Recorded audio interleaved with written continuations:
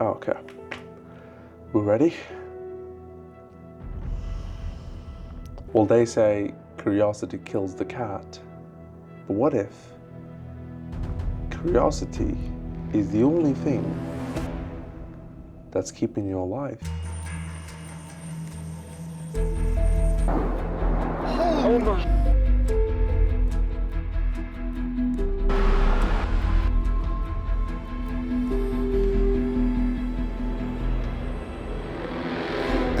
Islamic extremists, like, how are you, like, why did you take a plane and drive it into the World Trade Center?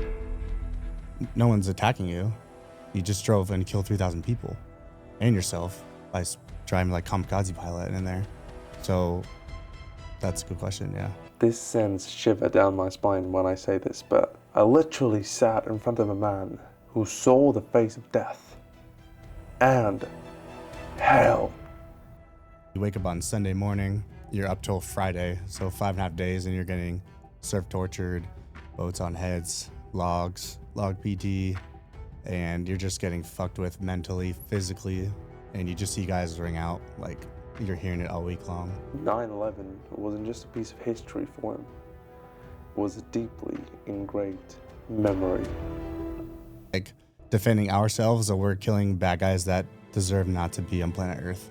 Because they are blowing up with the suicide vest, like their own family, their own kids, and or like someone like 9/11 attacks, and like we're just going after people who like did harm to our country and our people.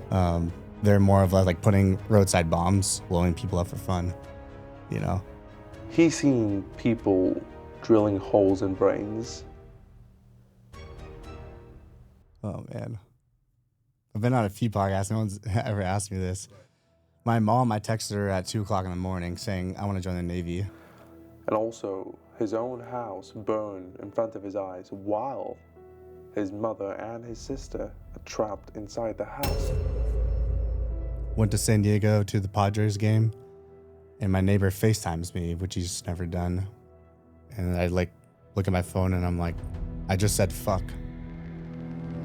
And I click yes, and my house is engulfed in flames. Yeah, my dad ended up was inside during it. Doesn't end here. It was burned by his own father. And yet he was calm, collected, stoic, and sadness didn't even touch him, but it did. It definitely did. It proved he had a heart.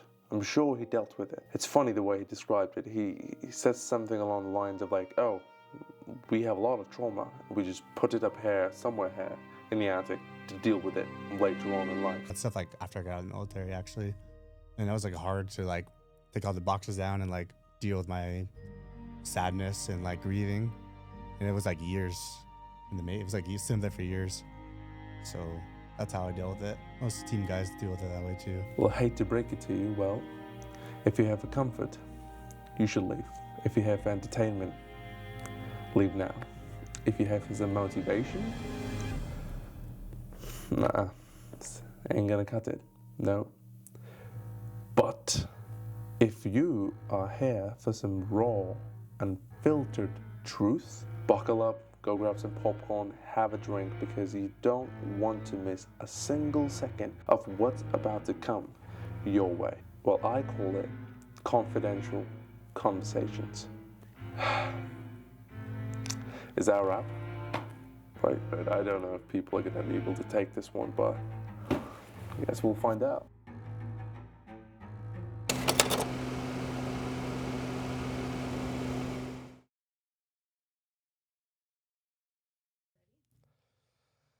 All right, guys, welcome to today's pod, and today's guest will blow your minds, guys. It's freakingly amazing. I don't know how I landed this, but today's guest's name is Zack Ferguson, a former U.S. Navy SEAL from SEAL Team 7, where he served as a leader, sniper, point man,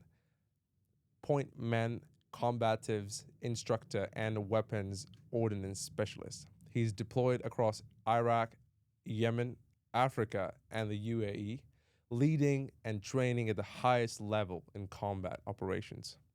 Zack, welcome to the pod. Hey Jay, thanks for having me on. Really appreciate it.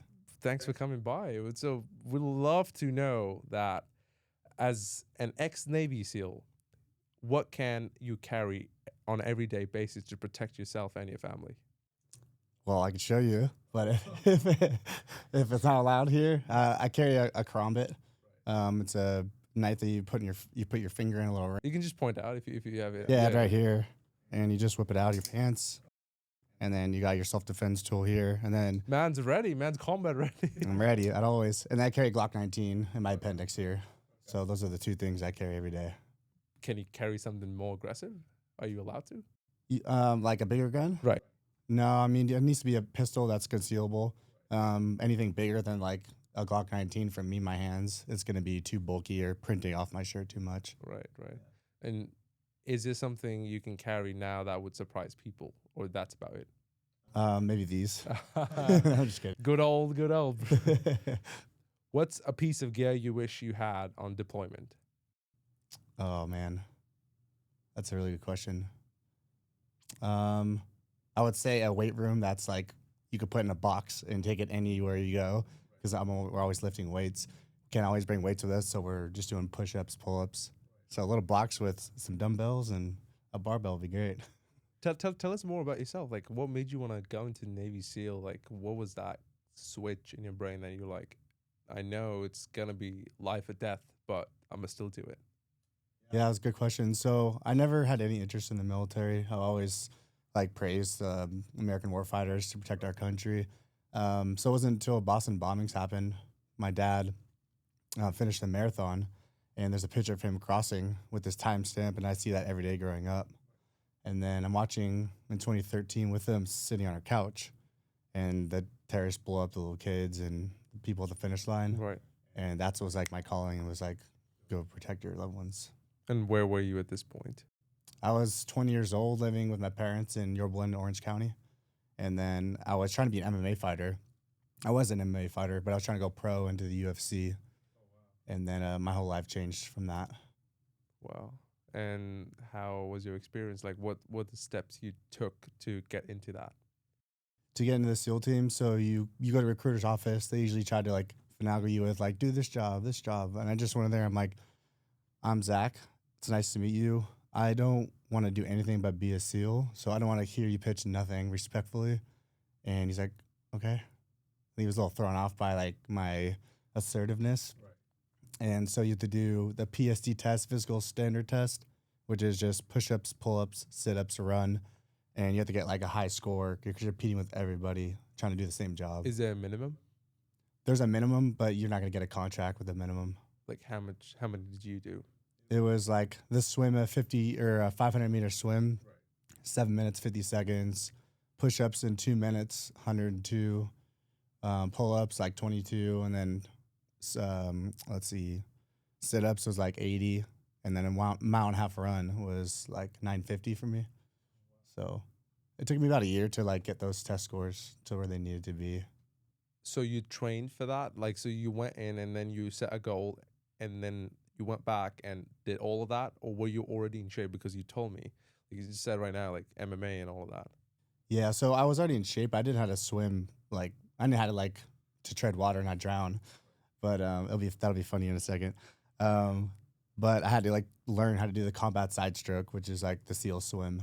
That took me a minute to get. Yeah. Wow. I mean, I'd love to know, like, where did you grow up and what was that environment like?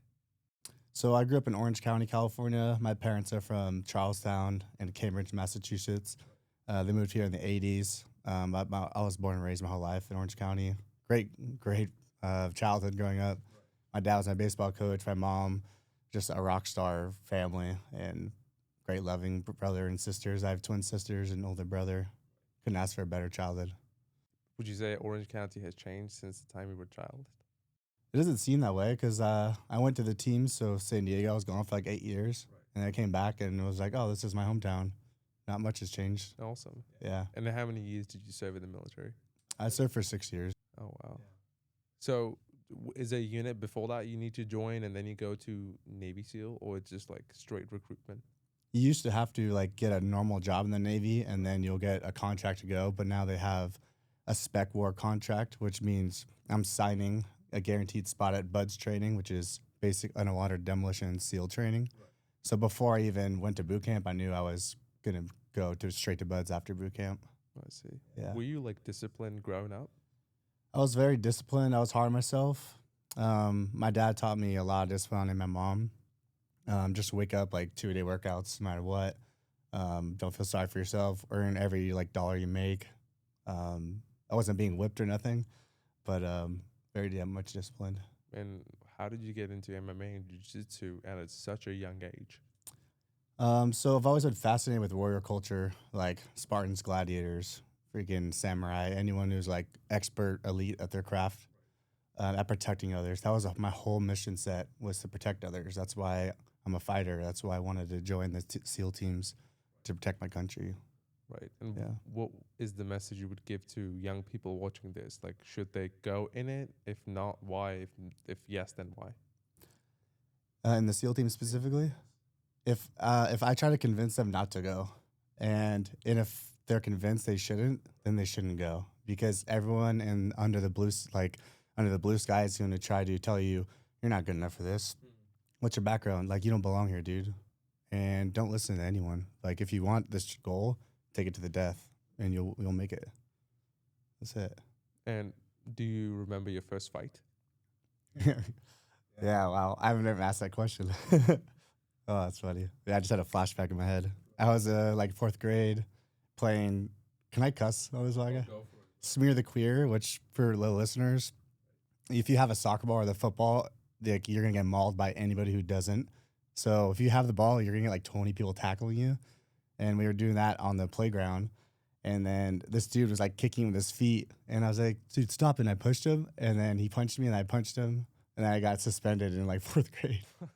I called him a bad name too. But you were a fighter since you were a kid, though. Yeah. Is it anger issues, or you just love that competitive spirit? Like, you just love being competitive? I love not taking shit from no one. I love protecting my circle and innocent people who can't defend themselves. That's why I like fighting. Were you ever bullied as a kid?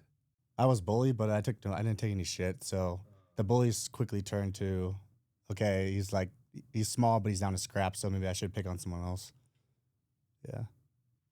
Like, what did competition in fight training, what did the competition that you went in, if MMA, presumably, what did that teach you? It humbled me, because I was training with Mark Munoz, Chael Sonnen, UFC fighters, like grown men, when I was 17 years old. And what year is this? I was, 2011. So I was 17, yeah, and they were like all in their UFC prime. I'm just getting whooped, like stupid whooped. And sparring sessions? Yeah, sparring sessions, just regular training. It taught me discipline, taught me to eat good, like not party, not that I was partying at the time. Just staying on track to accomplish my goals. And to just have a savage, like, warrior mindset. But I'm not an angry person. So it's just like, I just love to do this.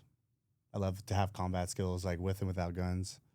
So I'm just trying to think, like, people, are they born with that? Some of them, like someone like you, or some of us, like, let's say if I did boxing and I went in amateur, I had to learn and I had to develop that kind of fierce, like, fighter. Like, I had like rage, but to channel that rage into something purposeful like that.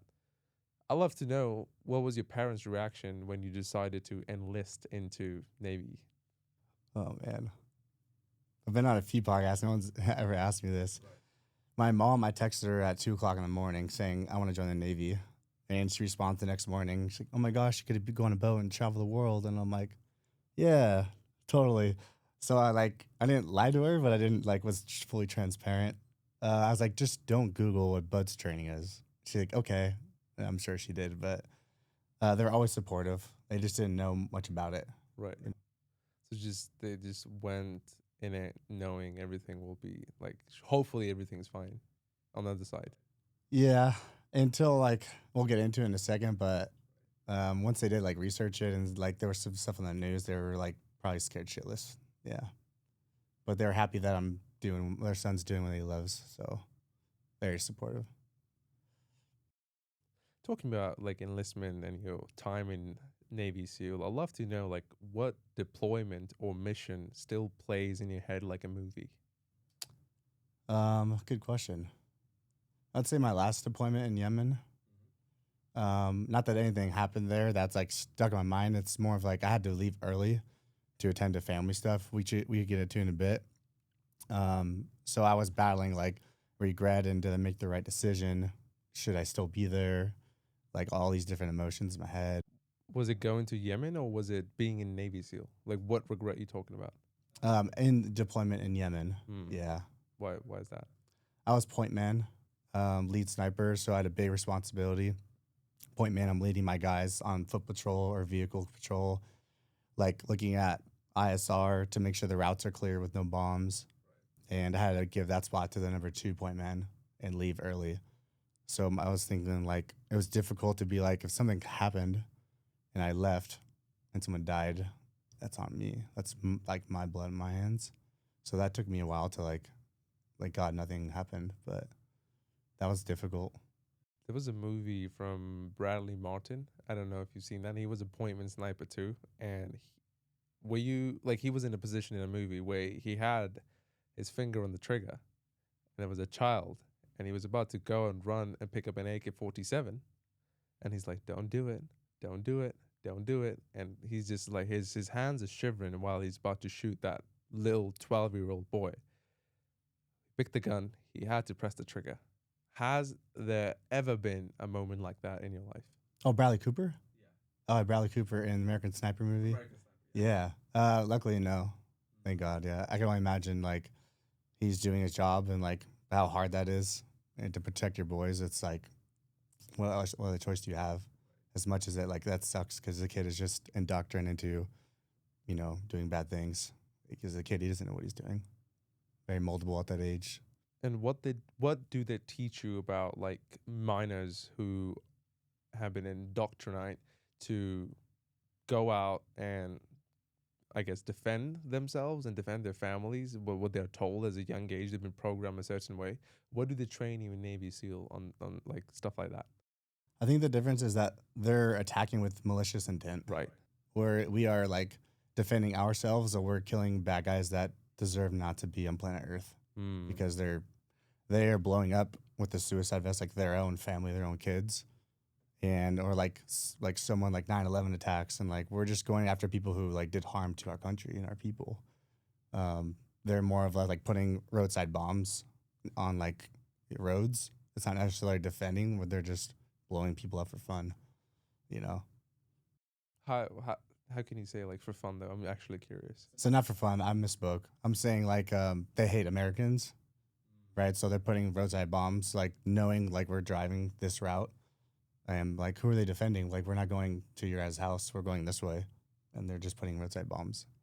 Why do they hate Americans? Like if you had to educate audience, like to give them like some overview in a nutshell.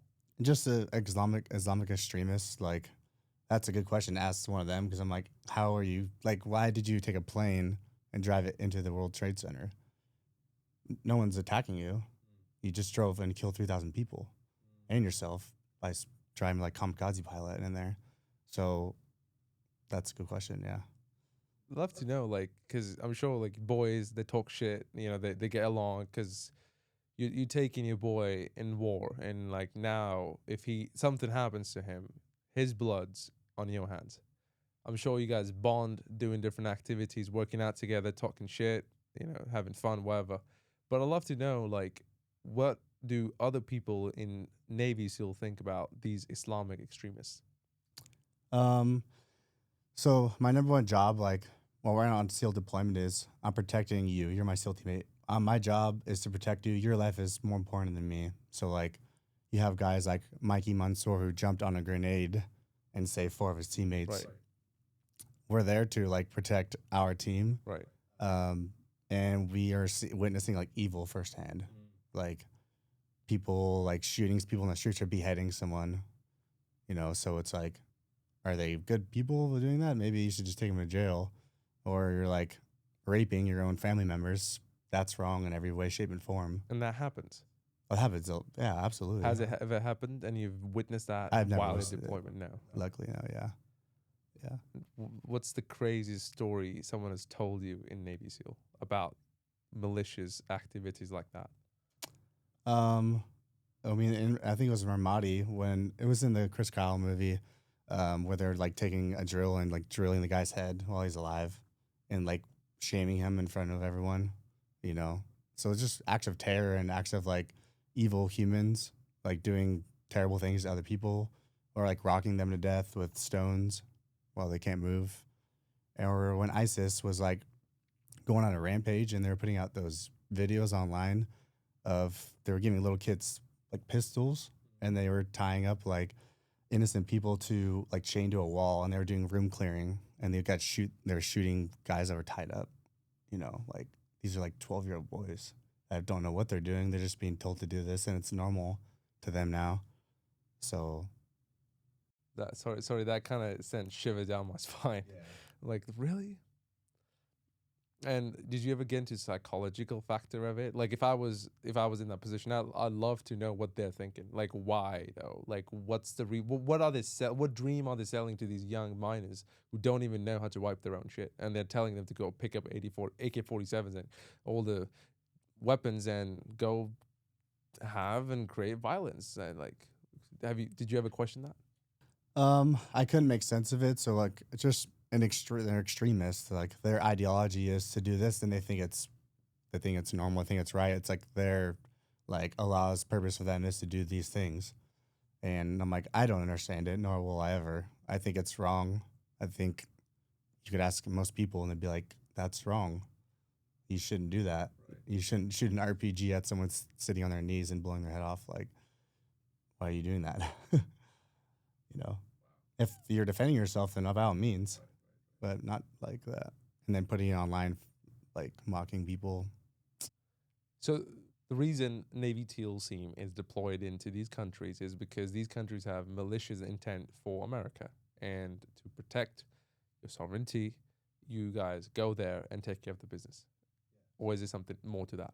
No, you nailed it. Like the San Bernardino shooting when I was in boot camp, it happened at a party. Boston bombings, 9/11. It's like you could keep going. Like, And how do you guys get intel on what these guys are cooking behind the scenes? you have intel guys, like, you have CIA gathering intel overseas and here. We have IT guys that are just basically like nerd computer guys who are really good at what they do, like pulling Wi-Fi or, getting intel on what are they talking about on the phone. Oh, okay, they're trying to plan an attack. So Awesome. Wow. Yeah, it's just like I took myself in that like war zone area. I'd love to know, was there a mission that changed your perspective or life's view on life or brotherhood? not a mission I was on, but one that surely happened right after I got out. And Ingram and Chambers. So on the day of my birthday, January 11th, like a few months after I got out, they were doing a hook and climb on a Houthi rebels Dow ship. So from Iran, they're driving this boat with a bunch of ordnance on it, like explosives, taking it to Yemen, and then they're using it to kill innocent people. So they drive a boat at like midnight. They throw a ladder up and start climbing with big surf. One dude falls off in the water, and then without hesitation, his teammate jumps in after him, and they both drown at sea. So when you talk about like brotherhood and like when they say like your life's more important than mine, that's what I'm talking about. Is like guys will literally run in front of a gun for you without no hesitation, it's not even a question. That's a teammate. That's like brotherhood. And is there a training for that or not really? Bud's training, yeah. Because you go through Hell Week and you're just weeding out a bunch of guys, and you're left with like these guys will do anything for you. Yeah. You just said Hell Week. That rings a bell right in my brain. First person when I hear that word, I think of David Goggins. The way he described about Hell Week, is it point on accurate, or is it something he missed out, or like would you like to tell your experience with the Hell Week? How was it? Yeah, it was hell. It was horrendous. It was the worst thing I've ever endured. It was, you said psychology a second ago. It was the first time where like in my mind, I was like, wow, the human body and brain are so resilient. It can go so far, like way past what you thought was possible. So you wake up on Sunday morning, you're up till Friday, so 5.5 days, and you're getting surf tortured, boats on heads, logs, log PT, and you're just getting fucked with mentally, physically, and you just see guys ring out, like you're hearing it all week long, and you're left with the core dudes who like literally will like die. Plenty of guys died during Hell Week, and you like that's the guys who want to be here. Like those are your brothers. I still have like health issues from Hell Week, like traumatic brain injury, like gut and gut issues in my bladder, not holding like urine and stuff. So it fucked me up for probably a year, and it still affects me this day. But I took a lot away from when people were like, or when I'm like, I'm having a hard day. I'm like, no, I'm not. This is nice. Easy day. Like David Goggins mentions, he mentions all the time by saying, control your mind. You are the owner. This mind's a bitch. Just own it. Do your thing. Does it ever make you question yourself? Is mind even real, or it's whatever we make it to be? Great question. I don't know if you can forge it. I'm not sure if you're born with it or if it's like, because you have guys from all different backgrounds, like literally like circus clowns to lawyers to like farm boys. Right. And like you can't, if you had like 50 guys in the room, you can't say who's going to make it, who's not. It's impossible. Right. It's just what we say is the why. Why are you here? And if your why is not unbreakably strong, you will leave. You will quit. And mine was like, I'm going to die or make it through. And that's it. I'm not worried about anything else. I put my whole life aside for this, for my country and family, to protect them. I don't give a fuck what happens to me. Like, I drowned 3 times in training, and I kept going back. Like, I kept staying, and they're like, quit, pussy. I'm like, no. You have to kill me. That's it. Is there a point in Hell's Week that you can willfully just quit? Oh, yeah, you can quit anytime you want. Oh. Yeah. And how long does this go for? Hell Week's, so Bud's training is 6 months, and Hell Week's on the 3rd week in first phase, the 3rd week of the 6 months in first phase. Take me, like, walk me through all of the training, like, about Hell's Week. I want to know everything. Like, if let's say I know nothing, I'm just like my average viewer and who wants to learn more about it, like, how would you just explain and put it for them simply as possible? Sure thing. Hell Week, you wake up on Sunday morning at 6 a.m. They put you in a room, and you're just sitting there with your emotions, thoughts, no TVs. You're just sitting there. You're already getting fucked with, but you don't even know it. You're waiting for Hell Week. It's called Breakout to start, where they come in with machine guns, like shooting blanks and like throwing like arty sim grenades, smoke, all sorts of just chaos. On you guys?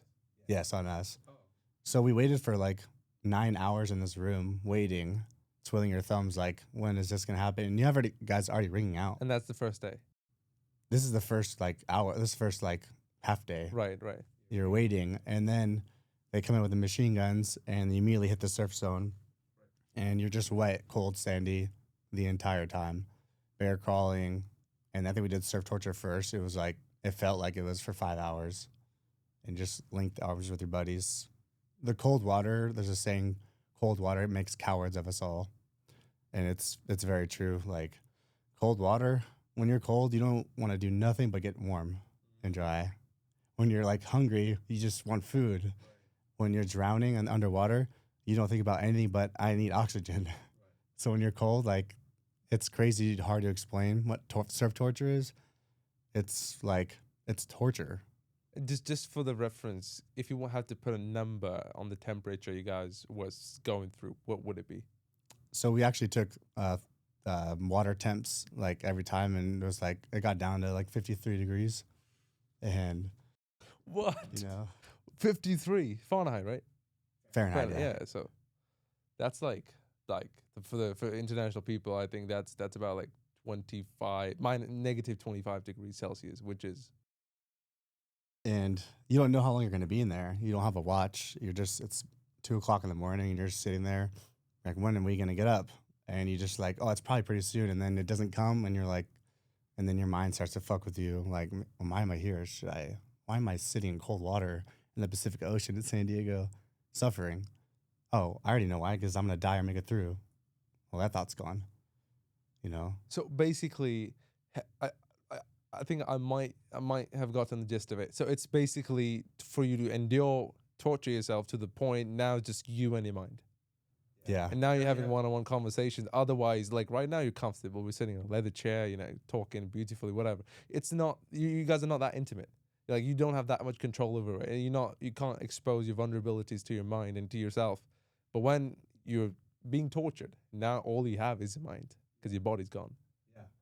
You're like physically, mentally being abused, tortured, and it's just this constant dialogue between, like, you're talking to your own self. You're like, gosh, my shoulder hurts. I'm freezing cold. My ass is fucking freezing. Like, I just want to get out of here. And then the more you fucking talk to yourself, the worse it is. I'm just going to sit there and just endure this. And if I die, like, being hypothermic, then fine. It's okay with me. If I make it through, great. If I die from this boat in my head, if my spine gets crushed, fine.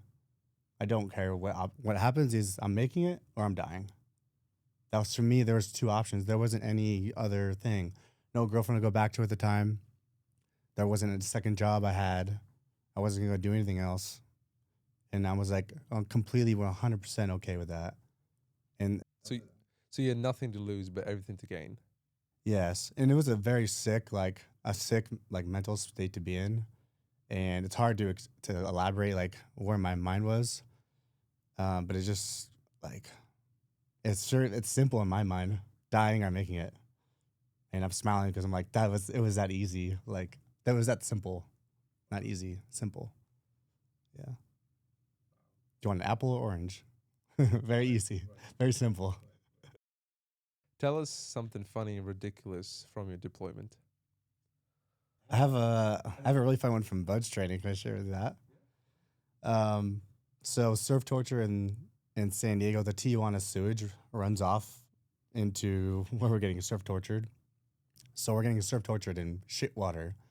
And I got VGE, which is like a gastral infection. And I went from like 165 pounds to 145 in like 3 days, just shitting, throwing up everywhere. And then they quarantined like guys who had VG because it's brutal. And with boats like David Goggins, like everyone's in a height line, so you're carrying equal weight on your head. Right. But we had a guy, like my best friend, is 6'6". How tall are you, by the way? Right there. Yeah.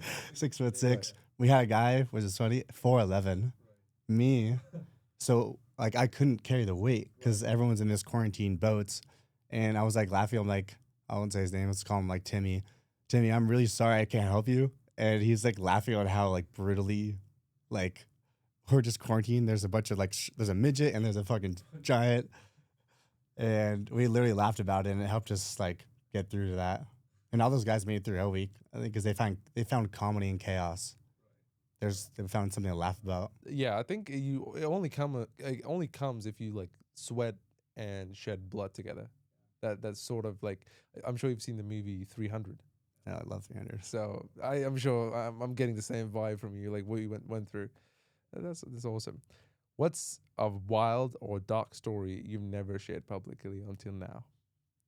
Oh man, I love these questions. Wild or dark story. I might have to come back to that one because I'm an open book, and I think I've shared everything. You can take your time if you want to pause for a minute. Okay, that's up to you.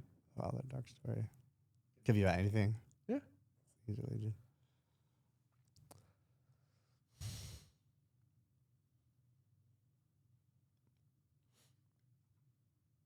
Okay, this is a funny one from deployment. It's like not that wild, but it's funny. In Yemen, there's a bunch of roosters and chickens that said to our pets. And the rooster, we were on vampire hours, so we'd stay up till 4 a.m. and we'd go to bed at like 5 a.m. And the rooster would start cock-a-doodle-doing. And our chief like texted us on our work thread, and he said, new guy, Timmy, if you don't kill this chicken in the next like 2 minutes, you guys are all gonna get beat. And I was like, oh shit. So I like jumped out of bed. I ran over to him, and he's sitting there with a bow and arrow. He's a country boy. And we were like finding this rooster. and he draws back on it. I'll show you a video after. It's funny.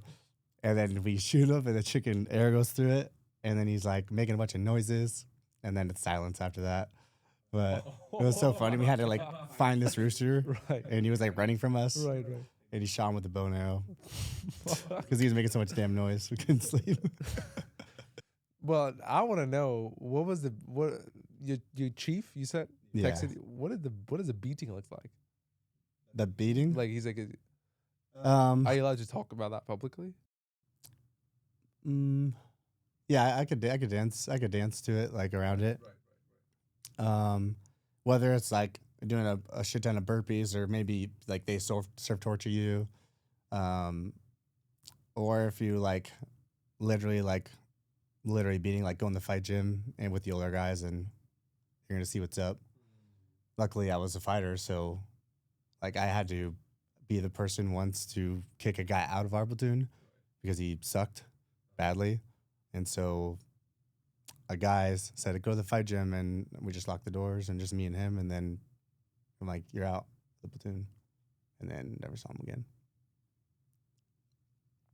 Interesting. I like that. I like the chivalry. Like there's chivalry to this. So I like that.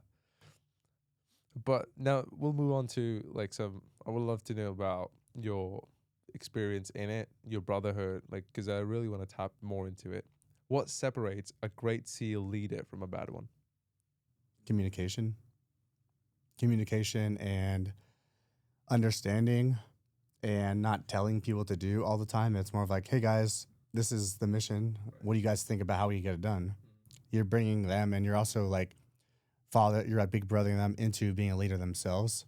A good leader is also a good listener, also a good follower. So it's not like I know everything. It's more of like communicating, gathering like 5 people's brains instead of just one. Maybe like you have a great idea that I'm not thinking about, and then you voice it, and they're like, oh shit, that's a good idea. And you come together with this great plan by communicating. Like my best chief was like, he wasn't a screamer, like, you do this. He's more of like, hey guys, like, this is the mission. What do you think on how to get it done? I like that idea. That's not a great idea. This is what I think. And you build this master plan together. Yeah. So I think Jocko is so good. Like he's communicating, like, and they don't like blabber on. They're communicating, like what needs to be done. They say what they want to say, and then they stop talking. It's the ones that are like continue to talk, and then you lose guys. Like guys are out to lunch in their head. It's like, tell people what you want to say, and then don't say anything. Let them talk, respond to you. You're having a conversation, you know? So more like stoic leader rather than just a yapper. Like, you're like, okay, bro, just what to do. Get on the point, right? Yeah, exactly. Makes sense. What's your take on women in the military? I love women in the military. I think they have incredible roles that they're fantastic at. They can do things that men can't biologically, like give birth. And then men can just superior physically. So everyone has their roles. If we're asking about like girls in SEAL teams, no, I don't agree with it.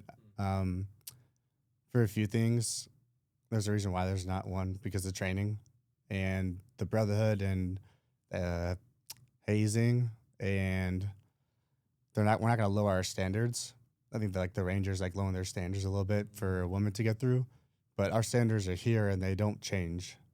You get like the numbers every time, and that's how it should be forever. Exactly. I mean, you're making literally walking machines at that point, and if you lower the standard, I believe you put countries' life in jeopardy.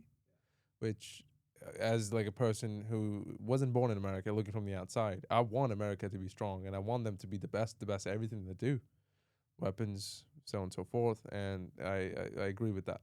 How did you handle a loss or a setback inside the platoon? Compartmentalize. I'd put in this box, got it compartmentalizing. I put it up here in the attic, and I would just be like, I'll deal with that later. And it sucks because like my best friend just died in front of me, and I have to be like, am I gonna like sit here and cry about it? I'm like, I'm in the middle of training, or I'm on deployment. Like I have any like lack of focus, then someone else is gonna die. Especially like being a point man, or going through training, and maybe like I'm like weeping that he died. my buddy James Eric Lovelace died in the pool next to me. Well, if I sat here and like cried about it, then I would probably be like, maybe I could die too, and I would leave. So it's like I had to deal with that stuff like after I got out of the military actually, and that was like hard to like take all the boxes down and like deal with my sadness and like grieving, and it was like years in the It was like you sitting there for years. So that's how I deal with it. Most team guys deal with it that way too. And was it on a mission? Like, can you tell us what happened? No, this is during Bud's training, and then one after. But we were doing this evolution called the Beehive, where you have boots, pants, camis, and a charged mask with water. And I had a deviated septum from fighting, so I couldn't nose breathe or like the water was just gargling myself. And I was just like, all the instructors jump in and they hive you guys together in the pool, like 100 dudes, and everyone's like pulling each other down. And all the instructors like, quit, motherfucker. And I'm like, fuck you. In my head, I didn't say that. And then I just woke up on the pool deck and they resuscitated me. And then James Derek Lovelace, I looked to my right, like right where you are, and he was getting CPR and he died next to me. And I was like, what happened, dude? Like, you're awesome. You're a badass. You just drowned. I'm like, that guy was willing to die, James. That is the state that like we have to get into. And then shortly after that, my best friend, Justin Pegg, shot himself in the head. I think personal stuff that he was going through. And I just remember putting my kit on. I just ran down the beach. I don't know how long I ran for. I think I ran for like 4 hours and just was like thinking about him. And then we were going like on a big training trip. So I had to be like, okay, I'll have to like cover that box later. And yeah, for suicide for veterans or active duty, it's far too common and it sucks really bad. Like looking at all of that, looking at that dark side, would you or did you ever question yourself, is this system worth it? Yes, it's worth it. I would do it all over again, no matter what. People have to die in training, like once in a while, or else if everyone stopped dying, not everyone, like it doesn't happen that often, but it does, then either they lower the standard or they're not pushing them to red line and past it a little bit. You have to go to red line and then like a step further to get the guys who are like on the verge of quitting or not. If you don't go to red line, then you're gonna get a bunch of people who aren't willing to die, and then someone dies overseas because they quit or something. So it's an unfortunate, but it's a nature of the beast. Would you say, like, if you reflected and did some inner work in the sense of like maybe meditation and like stuff like that, is that helpful? It is therapy, and then talking to your boys helps a lot. But in the SEAL team, that's like you don't talk about your feelings. You're not vulnerable. You're not gonna be like, oh, I'm crying. Right. It doesn't happen. The first time that I like felt everything that was in me, I was crying on a podcast and I was like weeping, and I was talking to another team guy interviewing me, Mike Ritlin, and it just flowed out to me, and I was like, I felt a lot better after telling somebody how I was feeling because I had never done that, and it was like just talking to another bro helped me so much. That's why I'm smiling right now, because like just talk to someone. If you're like have your mindset and you want to say it, just talk to them. That would be the advice you'd give people who are going through that. What was the hardest part of adjusting to civilian life? Man, that was almost as hard as going through SEAL training, because I left early from my Yemen deployment. My sister was diagnosed with Crohn's disease, which is basically, if the viewers like, you're just bleeding uncontrollably. Your iron's super low. So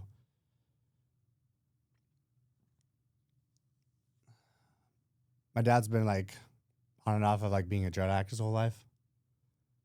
And my sister got diagnosed with Crohn's disease. So before Yemen deployment in April, I had a family talk with him. He was getting pretty bad with methamphetamine use specifically.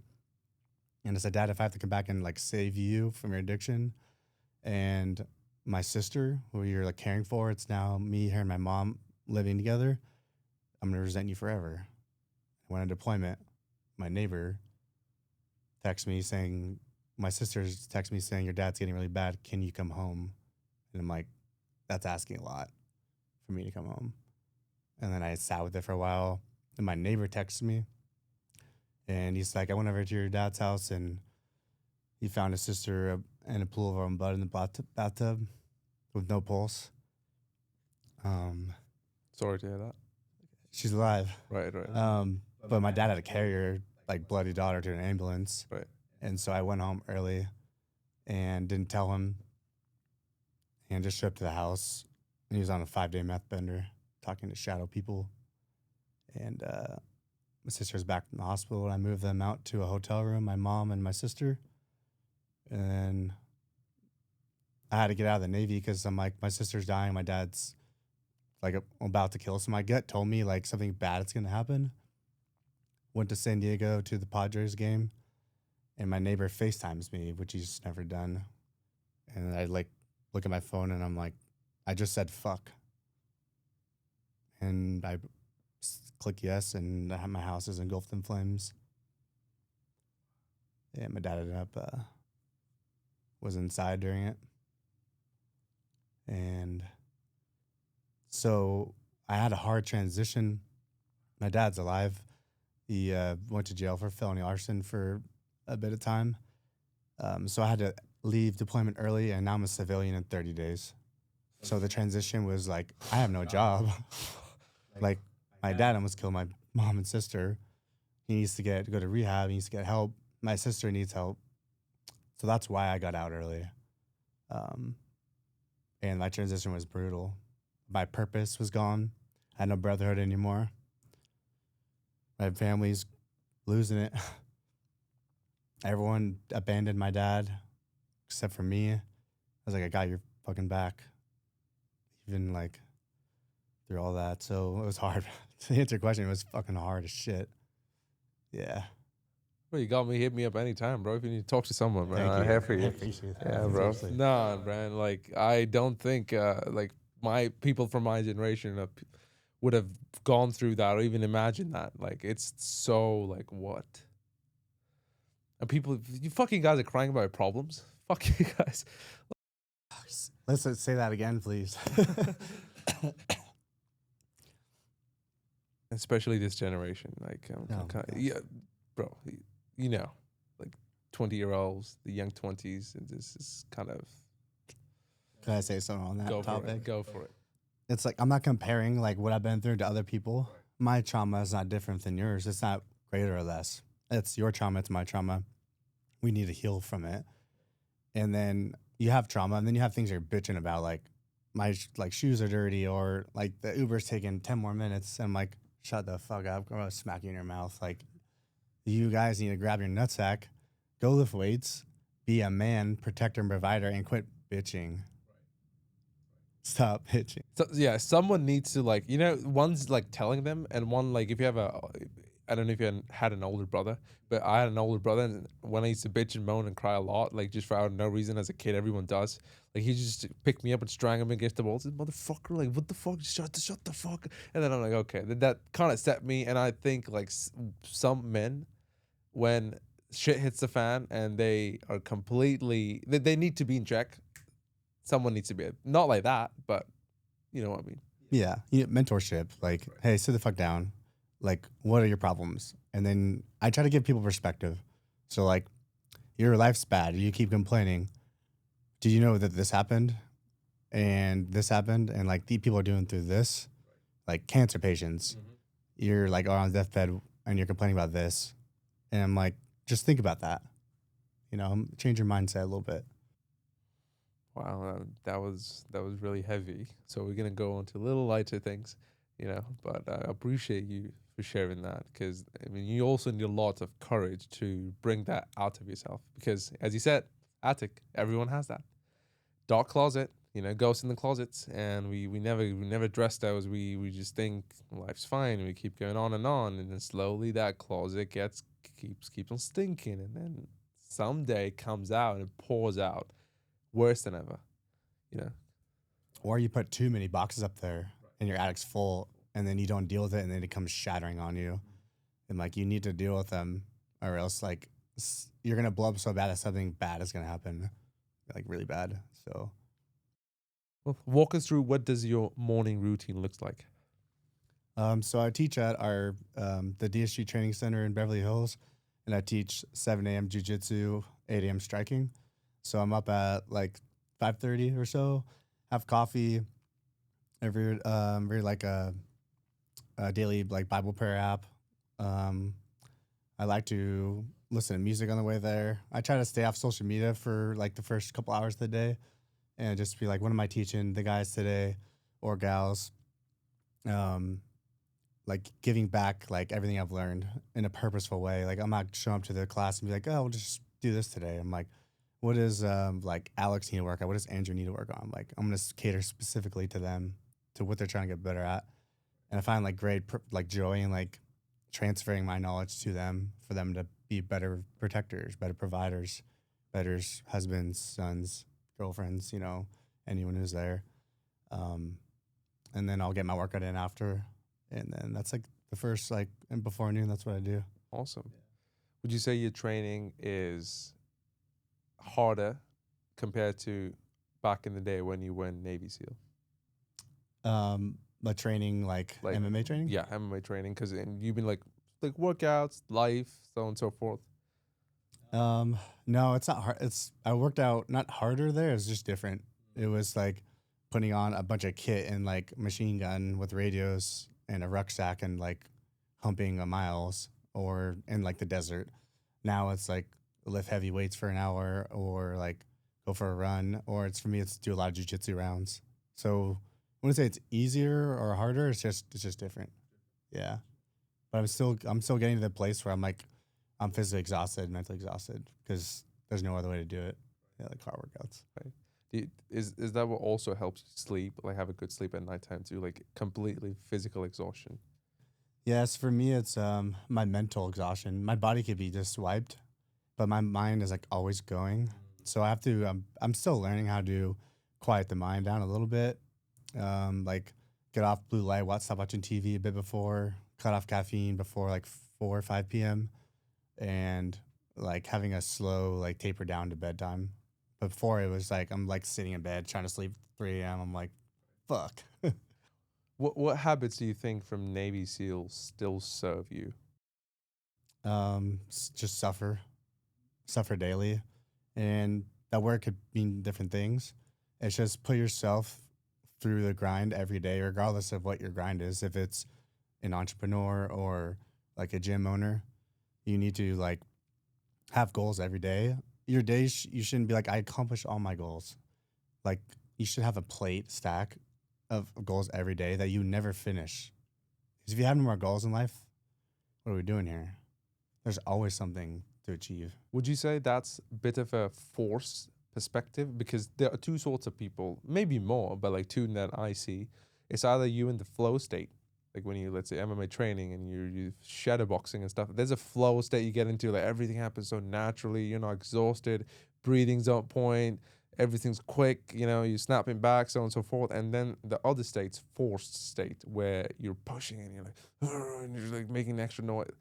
What state would you say you would prefer in life, as in, oh, okay, this is what gets things done, and this is, if you have it, maybe once in a blue moon, take it as God's blessing or take it as a gift?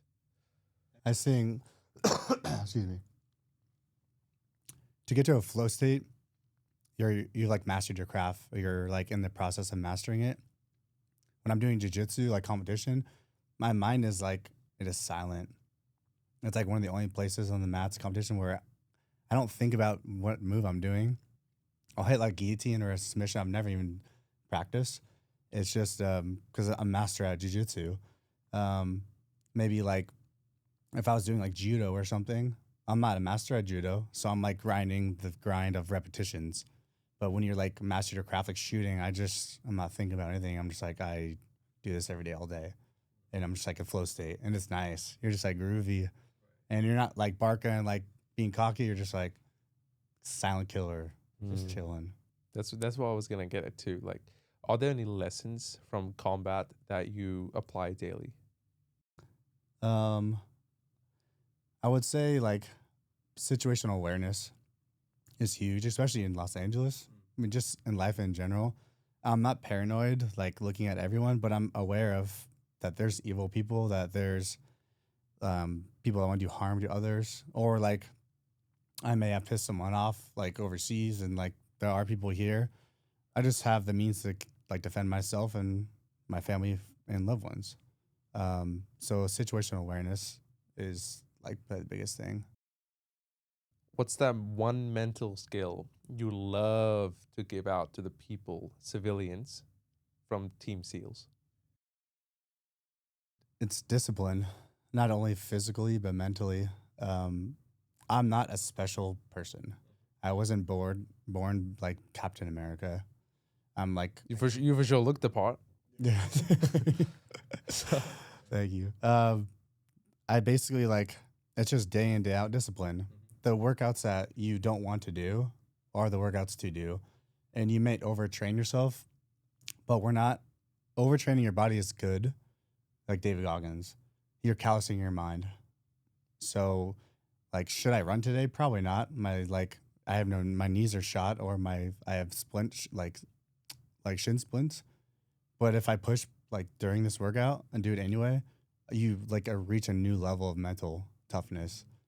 It's bizarre. Like your body's telling you what the fuck are you doing, and you do it anyway. Your body can handle so much, and then you reach that new level of like, I just ran 50 miles with like a fucked up knees. Cool. Like, can I do another 5? And you do it again, and you're like, oh shit, I thought I was done. And you just reach these new levels. That's what makes you question sometimes. Is it even real? Like my mind, what it's telling me, should I listen? Like if I listen to it, then okay, then I consider it as real. But if it's not, then just keep going, keep going, keep going. That's a really important thing you just said is that's I try to tell people all the time is our mind is our job is to keep our body's job is to keep ourselves alive. Like our mind says this water's freezing, leave or you'll get hypothermia. But it doesn't know like when you're gonna die. It's like 10% in. You're like, this is freezing or I'm working out so hard, like I'm probably gonna pass out and die. But no, it's just your body wants comfortability. It doesn't want pain. But you're not gonna get mental toughness if you don't have pain or grueling or suffering. You're most likely not gonna die.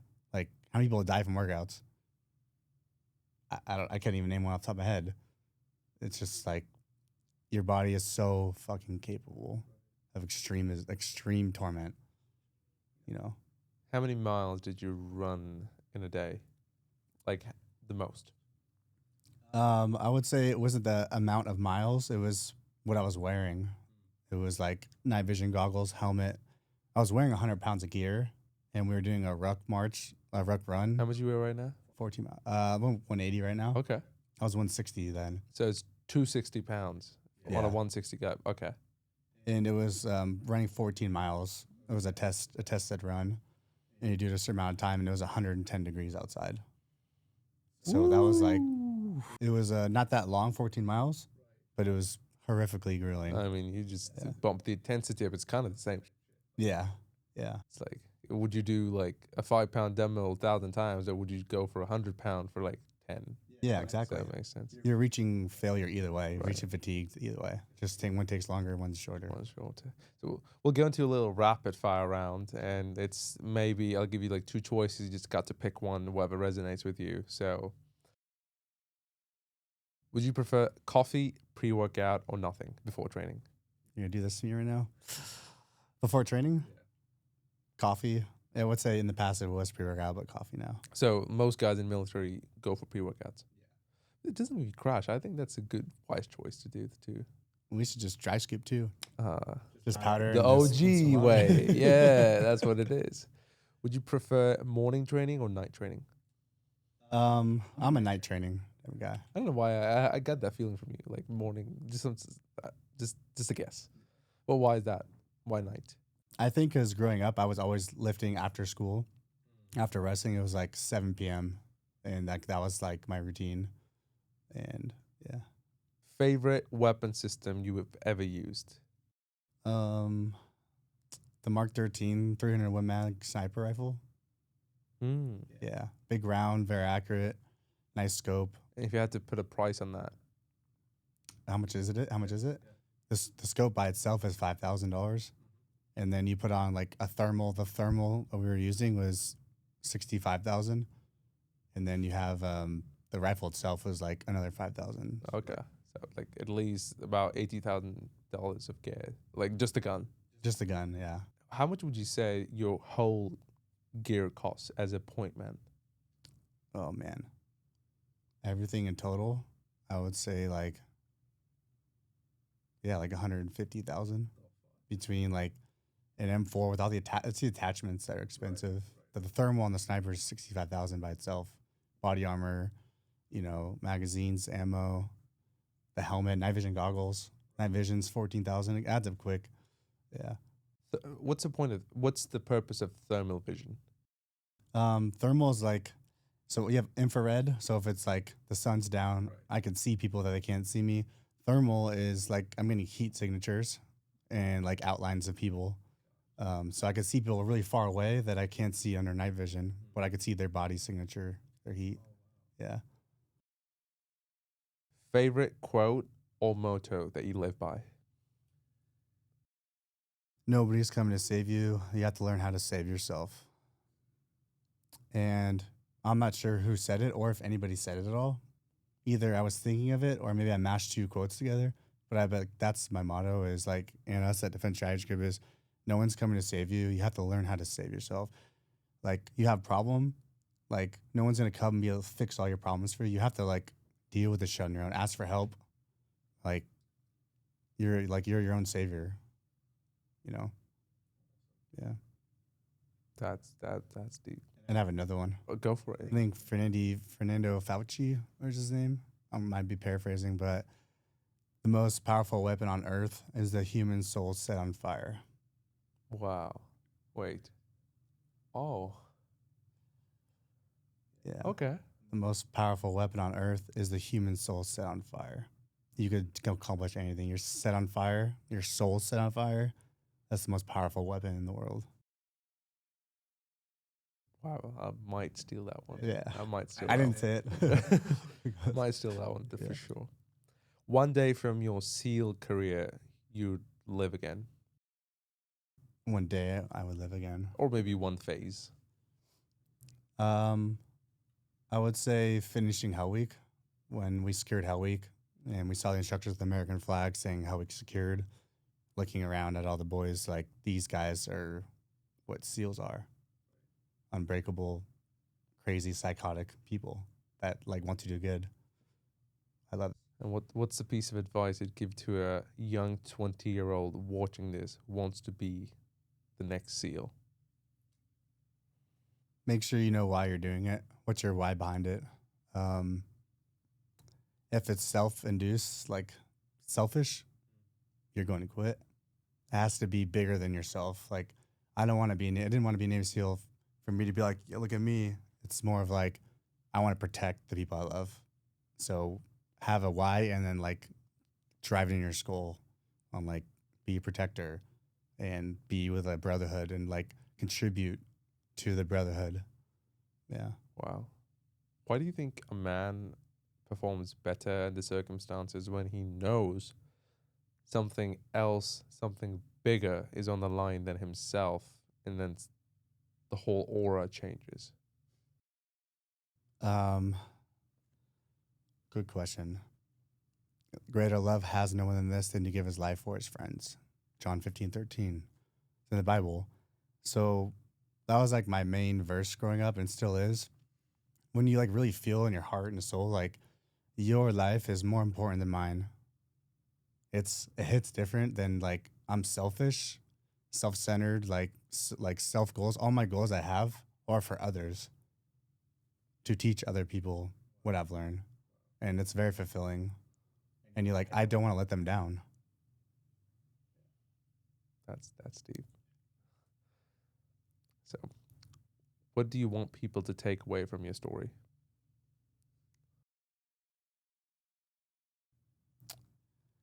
That I'm just a normal dude that just refused to quit.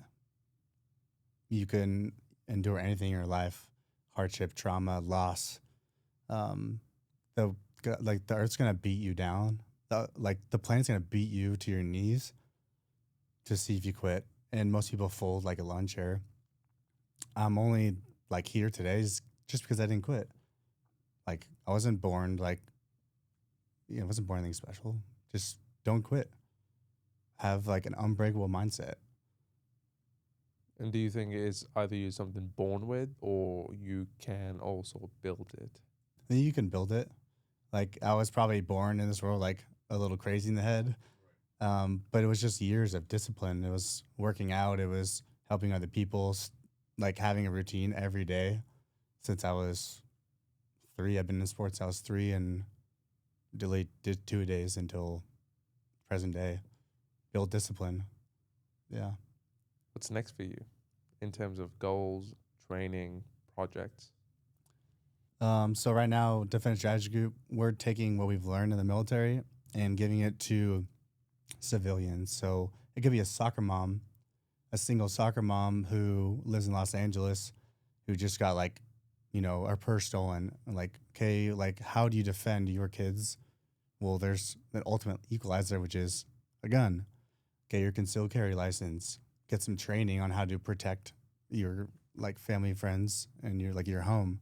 Or if it's a father figure, then your job is to literally, nobody's going to touch my family. If they do, then I have the right to defend themselves. And you have all the tools necessary, whether it's your hands or weapons tools. We're not going out and shooting people.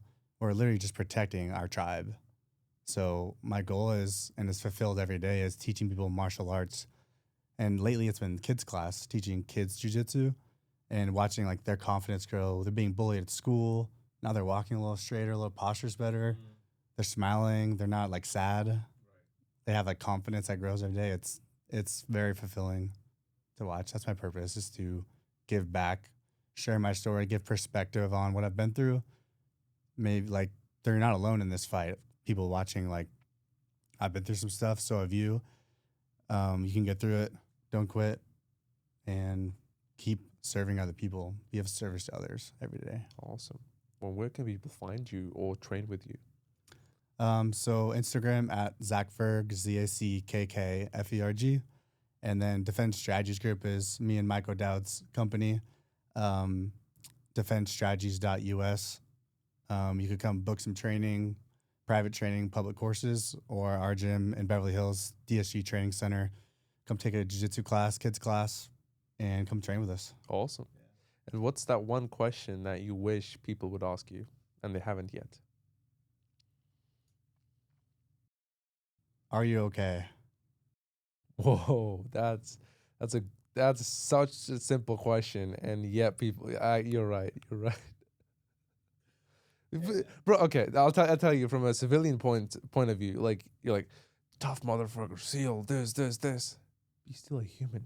Yeah. You still have a heart. Are you okay?